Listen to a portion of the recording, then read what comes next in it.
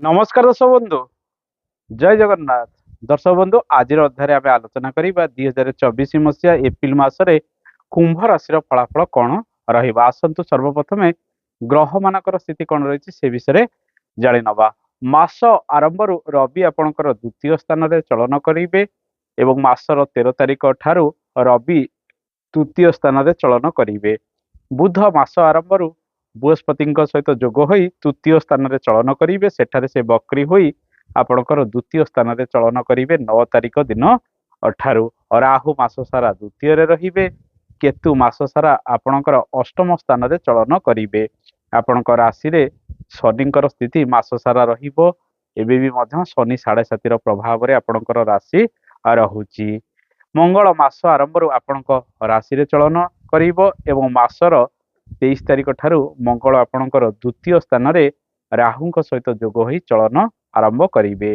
ଶୁକ୍ର ମାସ ଆରମ୍ଭରୁ ଦ୍ୱିତୀୟ ସ୍ଥାନରେ ରାହୁଙ୍କ ସହିତ ଯୋଗ ହୋଇ ଚଳନ କରିବେ ଏବଂ 24 ତାରିଖ ଠାରୁ ସେ ଆପଣଙ୍କର ତୃତୀୟ ସ୍ଥାନରେ ବୃହସ୍ପତି ଏବଂ ରବିଙ୍କ ସହିତ ଯୋଗ ହୋଇ ଚଳନ ଆରମ୍ଭ କରିବେ। ଏ ମାସରେ କୁମ୍ଭ ରାଶିରେ ଫଳାଫଳ କିପରି ରହିବ ଆସନ୍ତୁ ଜାଣିବା। ସର୍ବପ୍ରଥମେ ଜାଣିବା ସ୍ୱାସ୍ଥ୍ୟର ସ୍ଥିତି କିପରି ରହିବ। ଶନି 7.5ର ପ୍ରଭାବରେ ଆପଣଙ୍କର ରାଶି ରହୁଥିବାରୁ ସମୟ ସମୟ ସ୍ୱାସ୍ଥ୍ୟ କିଛି ହାନି ହେବାର ସମ୍ଭାବନା ରହିଛି। ମାସର ଦ୍ୱିତୀୟାର୍ଦ୍ଧରେ ଶରୀର କିଛି ଆରୋଗ୍ୟ ହେବାର ସମ୍ଭାବନା ରହିଛି, କିନ୍ତୁ ଏହି ସମୟରେ ହାଡ଼ ଗୋଡ଼ରେ କିଛି ଯନ୍ତ୍ରଣା ଆପଣ ସମୟ ସମୟ ମାସ ସାରା ଅଳ୍ପ ବହୁତ କିଛି ଅନୁଭବ କରିପାରନ୍ତି। ଦେହ ହାତ ବେଳେବେଳେ ବିନ୍ଧା ଚିଟିକା ସମୟ ସମୟ ହୋଇପାରେ। ମୁଖରେ କିଛି ସମସ୍ୟା ବଢ଼ିବାର ସମ୍ଭାବନା ରହିଛି। ରାହୁ ମଙ୍ଗଳଙ୍କର ଯୋଗ ଆପଣଙ୍କର ବାଣୀ ସ୍ଥାନରେ ରହିବ।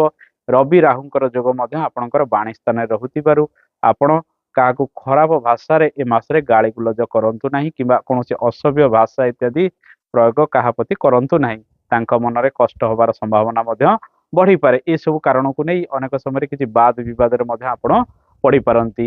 ମଙ୍ଗଳଙ୍କର ପ୍ରଭାବ ଆପଣଙ୍କର ଅଷ୍ଟମ ସ୍ଥାନକୁ ରହିବ ଏବଂ ମାସର ଦ୍ୱିତୀୟାର୍ଦ୍ଧରେ ରାହୁ ମଙ୍ଗଳ କେତୁଙ୍କର ପ୍ରଭାବ ମଧ୍ୟ ଆପଣଙ୍କର ଅଷ୍ଟମ ସ୍ଥାନକୁ ରହୁଥିବାରୁ ଏ ମାସରେ ଯାନବାହନ ପ୍ରତି ଅଧିକ ସତର୍କତା ଆପଣ ଅବଲମ୍ବନ କରିବା ଆବଶ୍ୟକ। ଯେତେବେଳେ ଯାତାୟାତ କରୁଛନ୍ତି, ବହୁତ ଦୂର ଜାଗାକୁ ଯାଉଛନ୍ତି, ଲଙ୍ଗ ଜର୍ଣ୍ଣିରେ ଯାଉଛନ୍ତି, ହନୁମାନଙ୍କର ଟିକେ ପୂଜା ଅର୍ଚ୍ଚନା କରିବେ, ନଡ଼ିଆଟେ ବାଡ଼ାଇବେ, ଭୋଗ ଟିକେ ପିଲାମାନଙ୍କ ଗହଣରେ ବାଣ୍ଟି କରି ହନୁମାନ ଚାଳିଶା ପାଠ କରି ଦୂର ସ୍ଥାନକୁ ଯିବା ଆବଶ୍ୟକ। ଯେଉଁମାନଙ୍କର ଅପରେସନ ଇତ୍ୟାଦି ଏ ମାସରେ ହେବାର ଥିଲା ସେମାନଙ୍କର ଅପରେସନ ହେବାର ସମ୍ଭାବନା ମଧ୍ୟ ଅଧିକ ରହିଛି।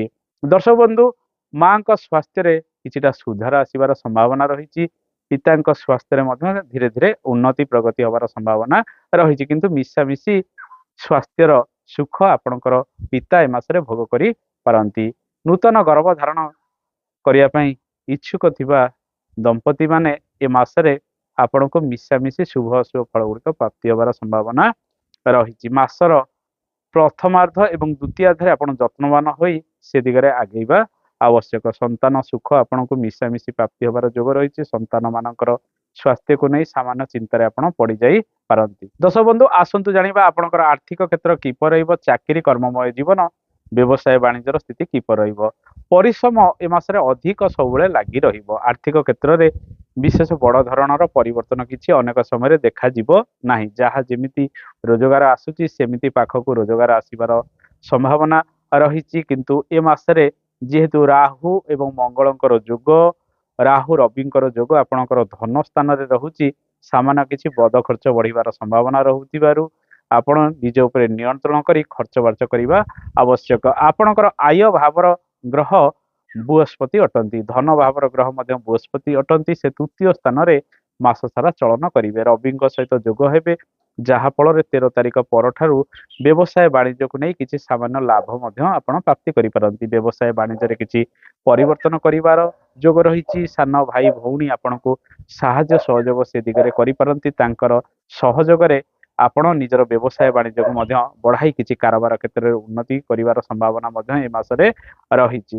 ଦର୍ଶକ ବନ୍ଧୁ, ଏ ମାସରେ ଚାକିରି ବାକିରି କ୍ଷେତ୍ରରେ ଅନେକ ପରିବର୍ତ୍ତନ ରହିଛି। ସରକାରୀ କାର୍ଯ୍ୟ, ଯେଉଁମାନେ ସରକାରୀ କାର୍ଯ୍ୟ ଗୁଡ଼ିକ ବିଭିନ୍ନ କ୍ଷେତ୍ରରେ ଏବେ ବି କରୁଛନ୍ତି, ସେମାନେ ନିଜ ଜବରେ କିଛି ପରିବର୍ତ୍ତନ କରିପାରନ୍ତି କିମ୍ବା କୌଣସି ନୂଆ କାମ ଏ ମାସରେ ଆରମ୍ଭ କରିବାର ସମ୍ଭାବନା ମଧ୍ୟ ରହିଛି। ତୃତୀୟ ସ୍ଥାନରେ ରବିଙ୍କର ଯୋଗ ସମ୍ବନ୍ଧ ଆମେ ଯଦି ଦେଖିବା 13 ତାରିଖ ପରଠାରୁ ମାସ ଶେଷ ପର୍ଯ୍ୟନ୍ତ ରହିବ। ଜବରେ ପରିବର୍ତ୍ତନ କରିବାର ସୁଯୋଗ ପ୍ରାପ୍ତି କରିବେ। ନୂତନ ବ୍ୟବସାୟ ବାଣିଜ୍ୟରେ ପରିବର୍ତ୍ତନ ଆଣିପାରନ୍ତି। ସେଲ୍ସ ଆଣ୍ଡ ମାର୍କେଟିଂ କାର୍ଯ୍ୟ ତ୍ୱରାନ୍ୱିତ ହେବାର ସମ୍ଭାବନା ରହିଛି। ଲେଖାଲେଖି କାର୍ଯ୍ୟ କ୍ଷେତ୍ରରେ ଅଧିକ ସଫଳତା ଆପଣଙ୍କୁ ମିଳିବାର ସମ୍ଭାବନା ରହିଛି। ତେଣୁ ପରିବର୍ତ୍ତନର ଯୋଗ ଏ ମାସରେ ରହିଛି। ଯଦି କର୍ମକ୍ଷେତ୍ରରେ କିଛିଟା ପରିବର୍ତ୍ତନ ଆଣିବା ପାଇଁ ଚାହୁଁଛନ୍ତି ଏ ମାସର ଦ୍ୱିତୀୟାର୍ଦ୍ଧରେ ଆପଣ ସଫଳ ହୋଇପାରନ୍ତି। ଚାକିରି ହଉ ବା ବ୍ୟବସାୟ ବାଣିଜ୍ୟ ହଉ ବା ବିଭିନ୍ନ କ୍ଷେତ୍ରରେ ନିଜ ଭାଷା ଉପରେ ଅଧିକ ଯତ୍ନବାନ ଏ ମାସରେ ହବା ଆବଶ୍ୟକ। ଦର୍ଶକ ବନ୍ଧୁ, କର୍ମାଧିପତି ଆପଣଙ୍କର ମଙ୍ଗଳ ଅଟନ୍ତି। ସେ ଆପଣଙ୍କ ରାଶିରେ ଏବଂ ଦ୍ୱିତୀୟ ସ୍ଥାନରେ ଚଳନ କରିବେ। କର୍ମକ୍ଷେତ୍ରରେ ସାମାନ୍ୟ ଉନ୍ନତି ପ୍ରଗତି ହେବାର ସମ୍ଭାବନା ରହିଛି। ନିଜ ପରିଶ୍ରମ ଏବଂ ନିଜର ଚେଷ୍ଟା ଅଧିକ ଏ ମାସରେ ଲାଗି ରହିବାର ସମ୍ଭାବନା ରହିବ। ପରିବର୍ତ୍ତନର ଯୋଗ ସହିତ କାମର ଚାପ ମଧ୍ୟ ଆପଣ ଅଧିକାଂଶ ସମୟରେ ଅନୁଭବ କରିବେ। ବେଳେ ବେଳେ ଧୈର୍ଯ୍ୟହରା ହୋଇ କାର୍ଯ୍ୟ କରିବାର ସମ୍ଭାବନା ରହିଛି, କିନ୍ତୁ ଧୈର୍ଯ୍ୟ ରଖିବେ, ନିଜ ଉପରେ ଅଧିକ ପେସେନ୍ସ ରଖି ଶେଷ ପର୍ଯ୍ୟନ୍ତ ଅପେକ୍ଷା କରିବେ ପ୍ରତ୍ୟେକ କାର୍ଯ୍ୟକୁ। କାରଣ ଶନି ଏବଂ ମଙ୍ଗଳଙ୍କର ଯୋଗ ଆପଣଙ୍କ ରାଶିରେ ରହିବ ଏବଂ ଶନି 7.5ର ପ୍ରଭାବ ରହୁଥିବାରୁ ଶନିଙ୍କର ସମ୍ପୂର୍ଣ୍ଣ ରୂପେ ପ୍ରଭାବ ଆପଣଙ୍କର କର୍ମକ୍ଷେତ୍ର ଏବଂ ଆପଣଙ୍କର ବ୍ୟବସାୟ ବାଣିଜ୍ୟ କ୍ଷେତ୍ରକୁ ରହୁଥିବାରୁ ବେଳେବେଳେ ପ୍ରତ୍ୟେକ କାର୍ଯ୍ୟରେ କିଛି ମନ୍ଥରତା ମଧ୍ୟ ଆପଣ ଅନୁଭବ କରିପାରନ୍ତି। ଯେଉଁ କାର୍ଯ୍ୟ ଯେଉଁ ସମୟରେ ହେବା କଥା ସେ କାର୍ଯ୍ୟରେ ବିଳମ୍ବତା ଆସିବାର ସମ୍ଭାବନା ମଧ୍ୟ ଏ ଶନି ବଢାଇପାରେ। ତେଣୁ ଆପଣ ଯାହା ବି କାର୍ଯ୍ୟ କରନ୍ତୁ ନା କାହିଁକି ଏ ମାସରେ ନିଜ ଉପରେ ଅଧିକ ବିଶ୍ୱାସ ରଖି କରିବା ଆବଶ୍ୟକ। ଯେଉଁମାନେ ସେୟାର ମାର୍କେଟିଂ କ୍ଷେତ୍ରରେ କିଛି ଅର୍ଥ ଲଗାଣ କରୁଛନ୍ତି ଦେଖି ଚାହିଁ ଯତ୍ନବାନ ହୋଇ ପ୍ରତ୍ୟେକ କାର୍ଯ୍ୟ ଏ ମାସରେ କରିବା ଆବଶ୍ୟକ। ଆସନ୍ତୁ ଜାଣିବା ଦର୍ଶକ ବନ୍ଧୁ, ଏ ମାସରେ ବିଦ୍ୟାର୍ଥୀ ମାନଙ୍କ ପାଇଁ ସମୟ କିପରି ରହିବ। ବିଦ୍ୟାର୍ଥୀ ମାନେ ଆପଣଙ୍କର ପଞ୍ଚମ ଭାବର ଗ୍ରହ ବୁଧ ଅଟନ୍ତି। ବୁଧ ଆପଣଙ୍କର ଦ୍ୱିତୀୟ ଏବଂ ତୃତୀୟ ସ୍ଥାନରେ ଚଳନ କରିବେ। ଯଦି ଆପଣଙ୍କର କିଛି ଇଣ୍ଟରଭ୍ୟୁ ଇତ୍ୟାଦି ଛୋଟ ମୋଟ କୌଣସି ପ୍ରାଇଭେଟ ସେକ୍ଟରରେ ରହିଛି ଆପଣ ସେଥିରେ ସଫଳ ମଧ୍ୟ ହୋଇପାରନ୍ତି। ବିଦ୍ୟାର୍ଥୀ ମାନେ ଲେଖାପଢା କ୍ଷେତ୍ରରେ କିଛିଟା ଉନ୍ନତି ପ୍ରଗତି କରିବାର ସମ୍ଭାବନା ରହିଛି।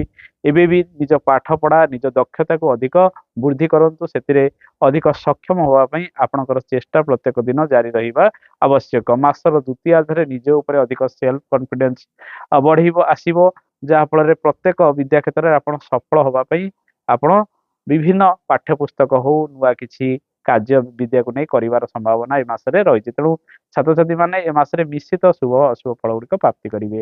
ଦାମ୍ପତ୍ୟ ଜୀବନ କିପରି ରହିବ ଆସନ୍ତୁ ଜାଣିବା। ଶନି ମଙ୍ଗଳଙ୍କର ପ୍ରଭାବ ସମ୍ପୂର୍ଣ୍ଣ ରୂପେ ଦାମ୍ପତ୍ୟ ଘରକୁ ରହୁଥିବାରୁ ଜୀବନସାଥୀଙ୍କ ସହିତ କିଛି ମନମାଳିନ୍ୟ ଉପୁଜିବାର ସମ୍ଭାବନା ରହିଛି। ତାଙ୍କର ଛୋଟ ମୋଟ ଦେହ କିଛି ସମୟ ସମୟ ଖରାପ ହୋଇପାରେ, ସେସବୁ ପ୍ରତି ଆପଣଙ୍କୁ ଅଧିକ ଯତ୍ନବାନ ହେବାର ରହିଛି। ତେଣୁ ଜୀବନସାଥୀଙ୍କ ସହିତ ସମ୍ପର୍କ ବଢାନ୍ତୁ। ଯଦି ମଙ୍ଗଳ ଦୋଷ ରହିଛି ଆପଣଙ୍କର ଜନ୍ମ କୁଣ୍ଡଳୀରେ, ଏଇ ଯୋଉ 2 ମାସ ରହିବ ମଙ୍ଗଳଙ୍କର ଚଳନ ପ୍ରାୟତଃ ଆପଣଙ୍କର ରାଶି ଏବଂ ଦ୍ୱିତୀୟ ସ୍ଥାନରେ ଏମିତି ରହୁଥିବାରୁ ଆପଣ ଟିକେ ଅଧିକ ଯତ୍ନବାନ ହେବେ। ହନୁମାନଙ୍କର ପୂଜା ଅର୍ଚ୍ଚନା କରିବେ, ଚାଳିଶା ପାଠ କରିବେ, ସୁନ୍ଦରାକାଣ୍ଡ ଟିକେ ମଙ୍ଗଳବାର ଶନିବାର ଦିନ ଘରେ ପାଠ କରିବା ଆବଶ୍ୟକ।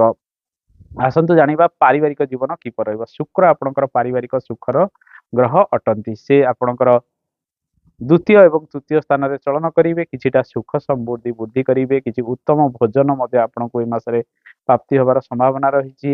ବାଣୀରେ କଟୁତା ଆସିଲେ ମଧ୍ୟ ବେଳେବେଳେ ବାଣୀରେ ମଧ୍ୟ ମଧୁରତା ଆସିବାର ସମ୍ଭାବନା ରହିଛି। ପରସ୍ପର ମଧ୍ୟରେ କିଛିଟା ବୁଝାମଣାର ଅଭାବ ସମୟ ସମୟ ରହିବ।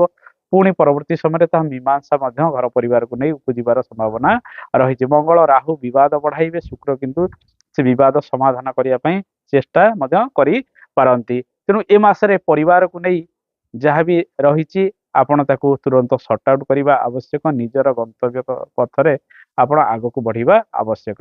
ଦର୍ଶକ ବନ୍ଧୁ, ଏଇ ସମୟରେ ପ୍ରାୟତଃ ଆପଣ ଯାହା ଯେମିତି କରନ୍ତୁ ନା କାହିଁକି ନିଜର ଜୀବନ ପଥରେ ସବୁବେଳେ ଆଗେଇବା ଆବଶ୍ୟକ। ପ୍ରେମମୟ ଜୀବନରେ ମଧ୍ୟ କିଛିଟା ସୁଖ ଆସିଲେ ମଧ୍ୟ ପରସ୍ପର ମଧ୍ୟରେ କିଛି ଯୁକ୍ତିତର୍କ ସମୟ ସମୟ ଉପୁଜିବାର ସମ୍ଭାବନା ରହିଛି। ରାହୁ ମଙ୍ଗଳଙ୍କର ଯୋଗ, ରାହୁ ଶୁକ୍ରଙ୍କର ଯୋଗ ରହୁଥିବାରୁ ଆପଣ ନିଜର ମନ କଥା ମଧ୍ୟ କାହାକୁ ଜଣାଇ ପାରନ୍ତି। ମାସର ଦ୍ୱିତୀୟାର୍ଦ୍ଧରେ ନିଜର ପ୍ରେମର କଥା ଆପଣ ସୋସିଆଲ ମିଡିଆ ବା ଇଣ୍ଟରନେଟ ସୂତ୍ରରୁ ପ୍ରାପ୍ତି କରିପାରନ୍ତି କିମ୍ବା ସେ ସବୁ ମାଧ୍ୟମରେ ଆପଣ ଅନ୍ୟ କାହାକୁ ମଧ୍ୟ ଜଣାଇ ପାରନ୍ତି।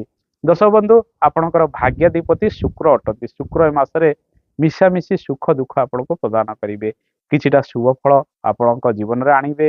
ଧର୍ମ କାର୍ଯ୍ୟରେ ଆପଣଙ୍କୁ ସଫଳତା ପ୍ରଦାନ କରିବେ। ଯାତ୍ରାର ସୁଖ, ବିଶେଷ କରି ଛୋଟ ଛୋଟ ସ୍ଥାନକୁ ଯାତ୍ରା କ୍ଷେତ୍ରରେ ଆପଣଙ୍କୁ ମଧ୍ୟ ସଫଳ କରାଇବେ। ପିତାଙ୍କ ସହଯୋଗରେ ଆପଣ ମାସର ଦ୍ୱିତୀୟାର୍ଦ୍ଧରେ ବିଭିନ୍ନ କ୍ଷେତ୍ରରେ ପରିବର୍ତ୍ତନ କରିବାର ସୁଯୋଗ ମଧ୍ୟ ପ୍ରାପ୍ତି କରିପାରନ୍ତି। ଦର୍ଶକ ବନ୍ଧୁ, ଆସନ୍ତୁ ଜାଣିବା ଏ ମାସରେ କେଉଁ କେଉଁ ପ୍ରତିକାର କରିବେ।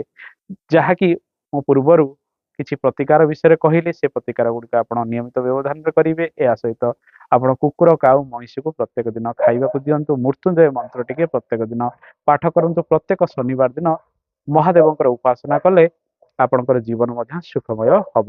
ଦର୍ଶକ ବନ୍ଧୁ, ଏ ତ ଥିଲା କୁମ୍ଭ ରାଶିର ଫଳାଫଳ। ଆଶା କରେ କାର୍ଯ୍ୟକ୍ରମଟି ଆପଣଙ୍କୁ ଭଲ ଲାଗିଥିବ।